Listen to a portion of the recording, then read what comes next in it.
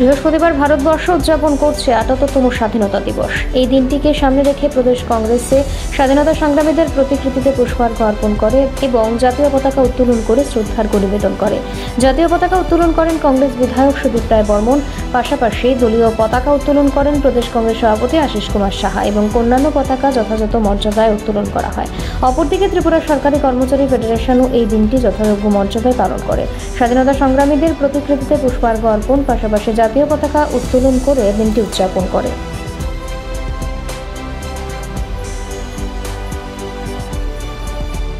স্বাধীনতা সত্যিকারের অর্থে তার মহত্ব সেদিনই প্রাপ্তি হবে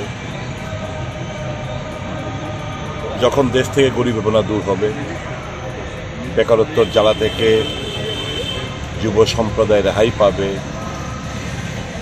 সমস্ত ধর্ম বর্ণ জাত পাতের ঊর্ধ্বে উঠে মানুষ একাকার হয়ে দেশকে আরও উন্নত দিকে নিয়ে যাবে, তখনই সঠিক অর্থে স্বাধীনতার যে স্বাদ সেটা আমরা সবাই পাব। যাই হোক, আজকে একটা ঐতিহাসিক দিন, দেশ স্বাধীন হয়েছিল।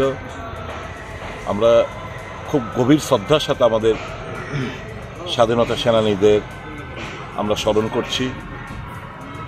তাদের এই ত্যাগ আমরা কখনো ভোলার না। আমরা স্বাধীনতা যেটা আমরা অর্জন করি সেটা আমরা পাহারা দিচ্ছি, আমরা পাহারাদার।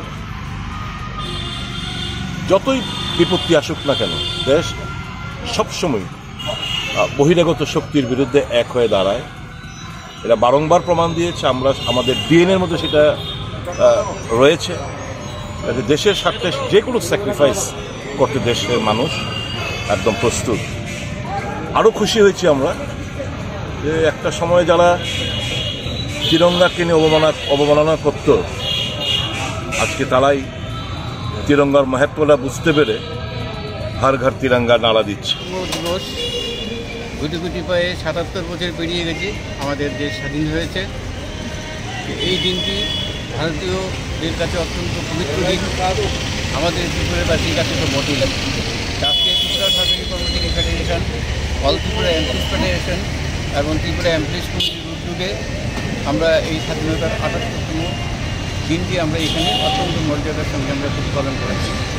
আজকে দেশ অভূতপূর্ব সংকটের মধ্যে রয়েছে। দেশের ধনী দরিদ্রের ব্যবধান ব্যাপক হারে বেড়ে গেছে। গত ৫ বছরে সারা দেশের আরও ২০ কোটি মানুষ দারিদ্র্য সীমার নিচে চলে গেছে। এই অবস্থাতে দেশে বর্তমানে যে অভূতপূর্ব আর্থিক সংকট চলছে, সেই আর্থিক সংকট থেকে উত্তরণের প্রস্তুতি নিতে হবে দেশগুলোকে।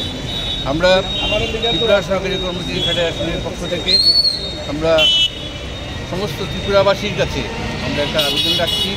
দেশের এই সংকট সময়ে, রাজ্যের এই সংকটের সময়ে আমাদেরকে কৃত সংকল্প হতে হবে যে স্বাধীনতা বহু শহীদের রক্তে অর্জিত হয়েছে, সেই স্বাধীনতাকে অটুট রাখতে হবে।